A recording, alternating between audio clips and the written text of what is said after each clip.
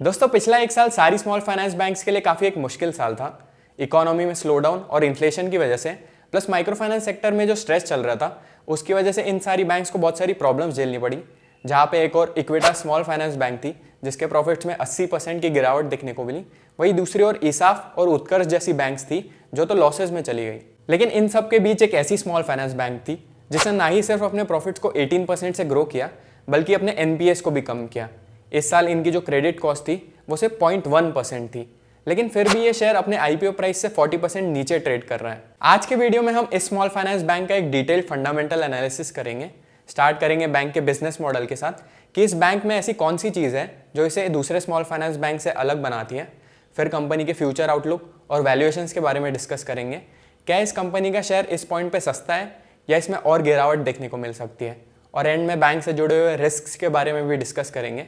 मेरा नाम है अनमोल और आप सबका स्वागत है स्टोइक वेल्थ की यूट्यूब चैनल पे, जहाँ पे हम लोग आपके लिए फाइनेंस को आसान बनाते हैं। दोस्तों जिस स्मॉल फाइनेंस बैंक की बात मैं कर रहा हूँ वो है कैपिटल स्मॉल फाइनेंस बैंक, जो पिछले ही साल स्टॉक मार्केट पे लिस्ट हुई थी।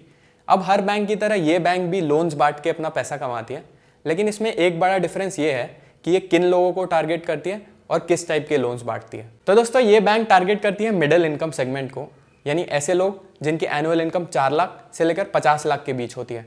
मतलब ये बैंक इंडिया के टॉप 10% ऑफ द पॉपुलेशन पे फोकस करती है, और इन लोगों को ये एग्रीकल्चरल लोन्स जैसे किसान क्रेडिट कार्ड हो गया या फिर loan against property, housing loans, ऐसे लोन्स बांटती है।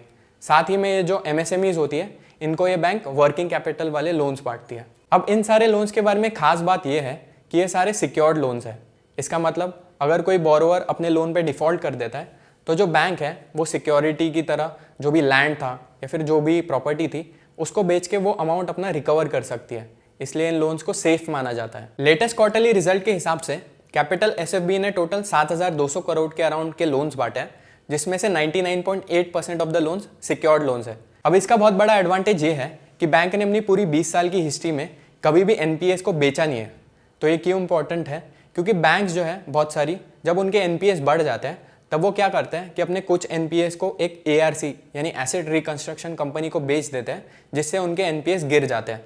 लेकिन इस बैंक ने ऐसा कभी भी नहीं किया है। साथ ही में बैंक के जो राइट ऑफ्स है वो वन ऑफ द लोएस्ट है पूरी इंडस्ट्री में।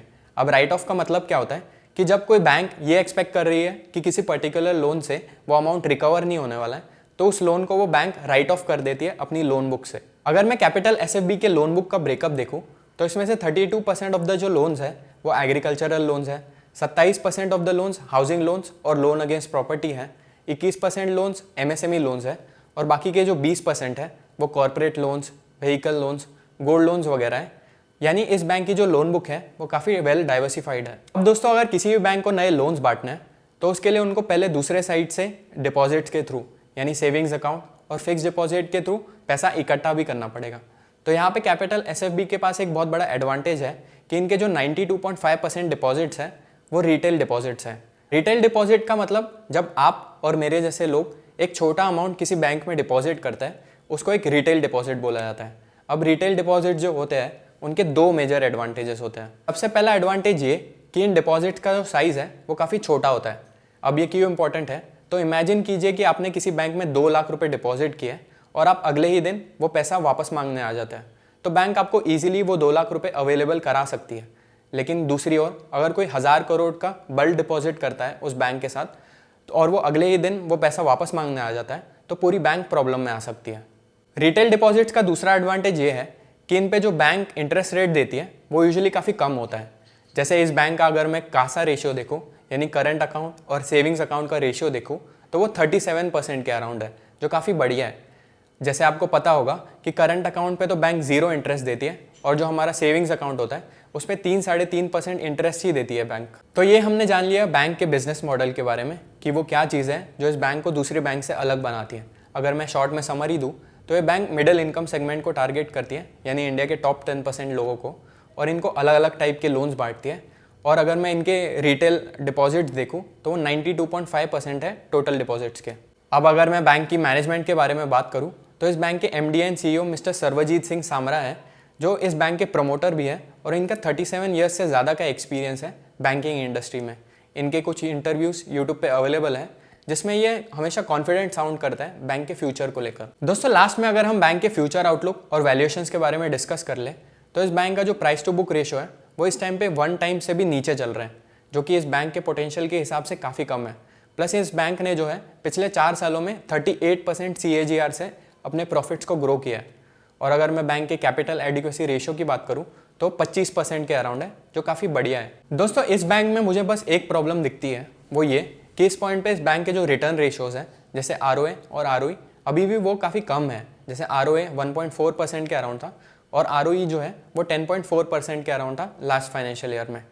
जो बड़ी बैंक्स होती है जिनको ज़्यादा वैल्यूएशन मिलता है उनका ROA 2% के अराउंड होता है और जो ROE है वो 16 to 18% के बीच होता है। लेकिन हमें ये भी समझना होगा कि ये बैंक इस पॉइंट पे काफ़ी छोटा है। जैसे जैसे ये बैंक ग्रो करेगा और इनके जो अदर सोर्सेज ऑफ इनकम है वो बढ़ेंगे, जैसे फॉर एग्जांपल अगर ये किसी म्यूचुअल फंड कंपनी के साथ टाई अप कर लेता है या फिर इंश्योरेंस कंपनी के साथ टाई अप कर लेता है तो इससे इनकी अदर इनकम बढ़ेगी, जिससे बैंक के जो रिटर्न रेशियोज हैं उसमें एक इंप्रूवमेंट देखने को मिल सकती है।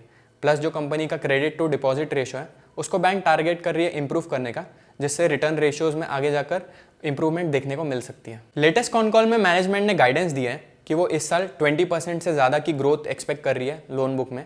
अगर ऐसा होता है तो ये बहुत ही बढ़िया न्यूज़ है और बैंक जो है आगे जाकर 2-3 साल बाद यूनिवर्सल बैंकिंग लाइसेंस के लिए भी अप्लाई करने का सोच रही है। दोस्तों कैपिटल स्मॉल फाइनेंस बैंक के साथ एक मेजर रिस्क जो मुझे लगा वो ये कि ये बैंक पंजाब में बहुत ही ज़्यादा कॉन्सेंट्रेटेड है।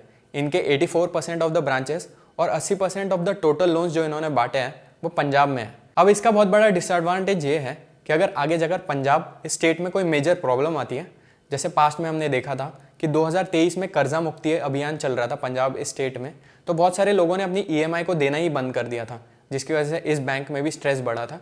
तो अगर ऐसा कोई बड़ा इवेंट होता है इस स्टेट में तो ये बैंक भी स्ट्रगल कर सकती है। लेकिन बैंक की मैनेजमेंट ने भी ये रियलाइज़ कर लिया और इससे डील करने के लिए वो क्या कर रहे हैं कि नए नए स्टेट्स में अपनी ब्रांचेस खोल रहे हैं। जैसे इस साल भी उनका एक टारगेट है कि वो एक नए स्टेट में एंटर करने का सोच रहे हैं। तो दोस्तों आई होप आपको ये डिटेल्ड एनालिसिस पसंद आया है। अगर कोई भी डाउट है तो उसे नीचे कमेंट सेक्शन में लिख देना। अगर आपको ये वीडियो बहुत ही ज़्यादा टेक्निकल लगा तो आप हमारा बैंकिंग सेक्टर वाला वीडियो, जिसमें हमने एकदम आसान भाषा में और एकदम शुरुआत से बैंकिंग सेक्टर स्टॉक्स को कैसे एनालाइज किया जाता है वो सिखाया है, उसको देखने के लिए आप यहाँ पे क्लिक कर सकते हैं। मिलते हैं अगले वीडियो में।